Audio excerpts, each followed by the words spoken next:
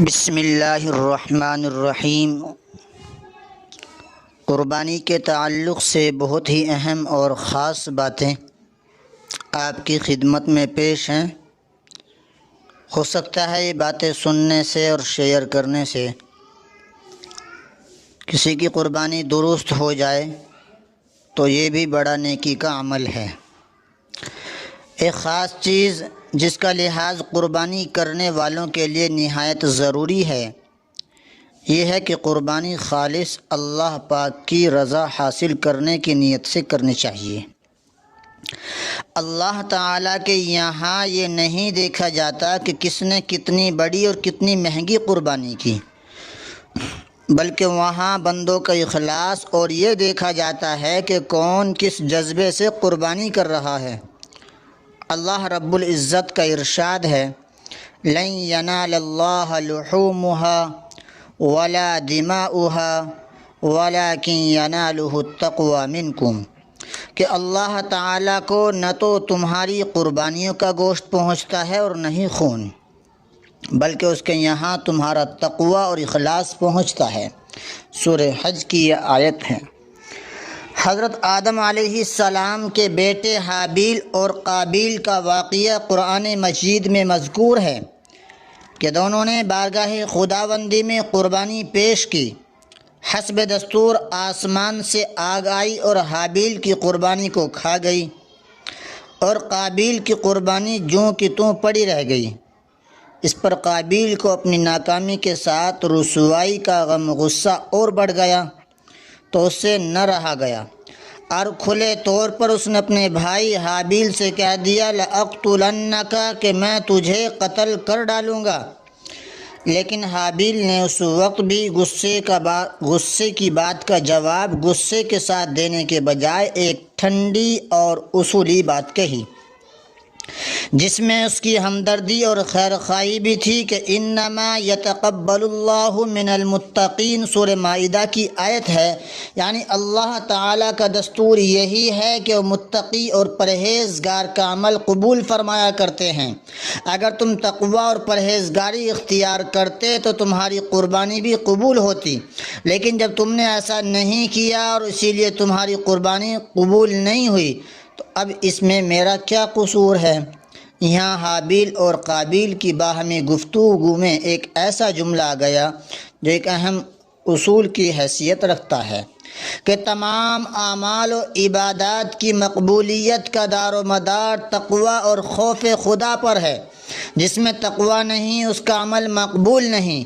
اسی وجہ سے علماء سلف نے فرمایا ہے کہ یہ آیت کریمہ عبادت گزاروں اور عمل کرنے والوں کے لیے بڑا تعزیانہ ہے۔ یہی وجہ تھی کہ حضرت عامر بن عبداللہ رضی اللہ تعالیٰ عنہ اپنی وفات کے وقت رو رہے تھے۔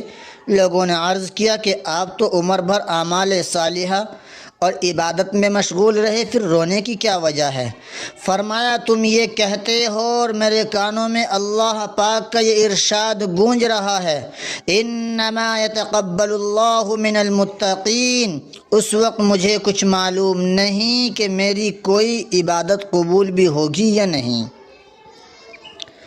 حضرت عبداللہ بن مسعود رضی اللہ تعالی عنہ نے فرمایا کہ اگر مجھے یقین ہو جائے کہ میرا کوئی عمل اللہ تعالیٰ نے قبول فرما لیا تو یہ وہ نعمت ہے کہ ساری زمین سونا بن کر اپنے قبضے میں آ جائے تو بھی اس کے مقابلے میں کچھ نہ سمجھوں۔ اسی طرح حضرت ابو درداء رضی اللہ تعالی عنہ نے فرمایا، اگر یہ بات یقینی طور پر طے ہو جائے کہ میری ایک نماز اللہ تعالیٰ کے نزدیک قبول ہو گئی ہے تو میرے لیے وہ ساری دنیا اور اس کی نعمتوں سے زیادہ ہے۔ حضرت عمر بن عبدالعزیز رحمہ اللہ نے ایک شخص کو ختم نصیحتیں لکھی کہ میں تجھے تقوی کی تاکید کرتا ہوں، جس کے بغیر کوئی عمل قبول نہیں ہوتا، اور اہل تقوی کے سوا کسی پر رحم نہیں کیا جاتا، اور اس کے بغیر کسی چیز پر ثواب نہیں ملتا۔ اس بات کا واعظ کہنے والے تو بہت ہیں مگر عمل کرنے والے بہت کم ہیں۔ حضرت علی رضی اللہ تعالی عنہ نے فرمایا کہ تقوی کے ساتھ کوئی چھوٹا سا عمل بھی چھوٹا نہیں ہے، اور جو عمل مقبول ہو جائے وہ چھوٹا کیسے کہا جا سکتا ہے؟ یہ بات معارف القرآن کے اندر تحریر کی گئی ہے۔ آج کے اس دور میں مالداروں کی ریس لگی ہوئی ہے مہنگا جانور خریدنے کی۔ اگر قربانی کے اندر کسی کی نیت محض گوشت کھانے کی ہوگی یا کوئی شخص لوگوں کے طعن اور ملامت سے بچنے یا نام و نمود کے لیے قربانی کرے گا تو ایسی قربانی اللہ تعالیٰ کے یہاں قابل قبول نہیں۔ بعض لوگ ناموری یعنی شہرت کے لیے بہت مہنگا جانور خریدتے ہیں اور پھر لوگوں میں اس کا ذکر کر کے خوب خوش ہوتے ہیں۔ ایسی قربانی کا کوئی اعتبار نہیں، اس پر ثواب کی امید رکھنا محض دھوکہ ہے۔ آج کل عید الاضحیٰ کے موقع پر قربانی کے بکروں کی خریداری میں مالدار طبقوں میں جو ریس اور مسابقت سننے میں آتی ہے وہ چونکا دینے والی ہے۔ پچھلے سال اخباروں کی بیان کے مطابق بعض بکروں کی قیمتیں 1.5 سے 2 لاکھ تک پہنچ گئی تھی۔ خاص طور سے ان بکروں کی قیمتیں بہت زیادہ مانگی جاتی ہیں جن کے کھال پر اللہ یا رسول کا نام لکھا ہونے کا دعویٰ کیا جا رہا ہوتا ہے۔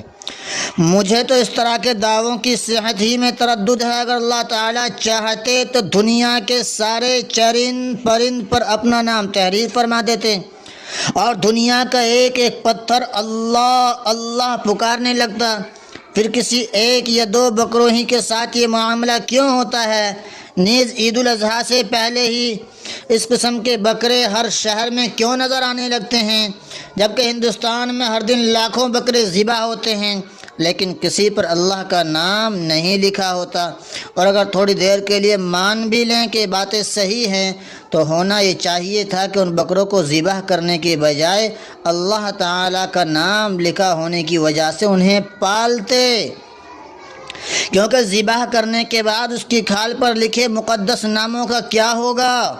زیادہ مہنگے بکرے کی خریداری کرنے کی ایک وجہ یہ بھی ہے کہ بہت سے لوگ اپنے گاؤں اور شہر میں اس بات کا ڈھنڈورا پیٹنا چاہتے ہیں کہ انہوں نے سب سے مہنگے بکرے کی قربانی کی ہے، اور اب تو سوشل میڈیا ہاتھ میں آ گیا ہے، اس کے ذریعے پبلسٹی کرنا اور بھی آسان ہو گیا ہے۔ اب آپ فیس بک پر دیکھ سکتے ہیں کس رئیس نے کتنا مہنگا بکرا خریدا۔ سمجھ میں نہیں آتا کہ قربانی اللہ کی رضا کے لیے کی جاتی ہے یا گاؤں اور محلوں والوں پر اپنی دولت کا رعب جمانے کے لیے۔ بہرکیف اللہ تعالیٰ سے یہی دعا ہے کہ وہ ہماری قوم کے مالداروں اور دولت مندوں کو اس بات کا شعور دے کہ قربانی کو نمائش، خود نمائی اور شہرت حاصل کرنے کا ذریعہ نہ بنائیں۔ اللہ پاک تمام مسلمانوں کو کامل اخلاص کے ساتھ قربانی اور دیگر تمام اعمال کرنے کی توفیق عطا فرمائیں اور ریا وغیرہ سے پوری حفاظت فرمائیں، اور تمام حضرات کی قربانیوں کو اللہ قبول فرمائیں۔ آمین۔ وما توفیقی الا باللہ۔